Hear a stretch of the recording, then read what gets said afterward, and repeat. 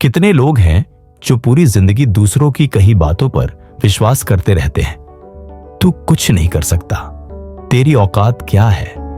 लेकिन असली सवाल यह है, क्या हम खुद को पहचानते भी हैं? पुराने शहर लखनऊ की गलियों में एक दुबला पतला युवक फराज एक चाय के ढाबे पर बर्तन धोता था।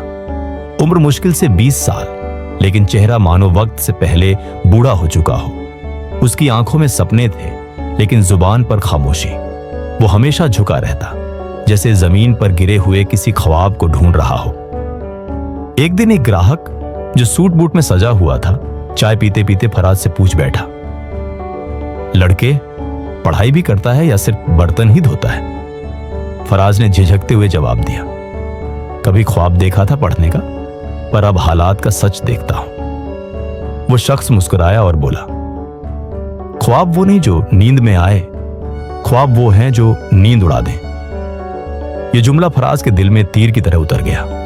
वो रात भर सो नहीं सका, बस यही सोचता रहा, क्या वाकई में कुछ और बन सकता हूं? फराज के पिता एक दर्जी थे और मां का इंतकाल हो चुका था। स्कूल छोड़े कई साल हो चुके थे। उसे लगता था कि उसकी जिंदगी बस चाय, बर्तन और ग्राहकों की झिड़कियों तक सीमित है। लेकिन अब दिल के किसी कोने में एक चिंगारी जल उठी थी। अगले दिन उसने पुराने किताबों के एक स्टॉल से उर्दू साहित्य की एक किताब खरीदी। वो हर रात चुपके से लाइट बंद करके पढ़ता। लोगों ने मजाक उड़ाया, बर्तन धोने वाला प्रोफेसर बनेगा। लेकिन फराज चुप रहा, क्योंकि अब उसने ठान लिया था कि वो खुद को पहचान कर दिखाएगा। कुछ महीनों बाद वो दिन आया जब मोहल्ले में एक शैक्षिक प्रतियोगिता का ऐलान हुआ, जिसमें निबंध लेखन का मुकाबला था। फराज ने हिस्सा लिया। उसने अपने ही जिए हुए दर्द, अपनी ही पीड़ा और अपनी ही उम्मीदों को कागज पर उतार दिया। प्रतियोगिता का दिन आया और परिणाम घोषित हुआ। पहला इनाम, फराज अहमद, बर्तन धोने वाला लड़का।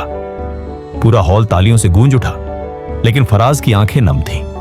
पहली बार उसने खुद को पहचाना था, न बर्तन धोने वाले के रूप में, न किसी के तानों का शिकार, बल्कि एक लेखक, एक इंसान के रूप में। उसी प्रतियोगिता में मौजूद एक प्रोफेसर ने उसे पहचान लिया। उन्होंने फराज को स्कॉलरशिप दी और वह दोबारा स्कूल जाने लगा। दिन में काम, रात को पढ़ाई। उसने ग्रेजुएशन किया, फिर मास्टर्स भी किया। आज वही फराज पुराने शहर में एक शिक्षक है और हर क्लास का पहला वाक्य होता है, हर कोई बदल सकता है अगर वो खुद को पहचान ले। यह कहानी हमें एक गहरा सबक देती है। दुनिया चाहे जो कहे, हालात कैसे भी हों, सबसे बड़ी ताकत इंसान के अंदर छुपी होती है। बस उसे पहचानने की देर होती है। और जब इंसान खुद को पहचान लेता है, तो दुनिया उसे पहचानने पर मजबूर हो जाती है। खुद पर यकीन रख, क्योंकि तू वो कहानी है जो अभी पूरी नहीं हुई।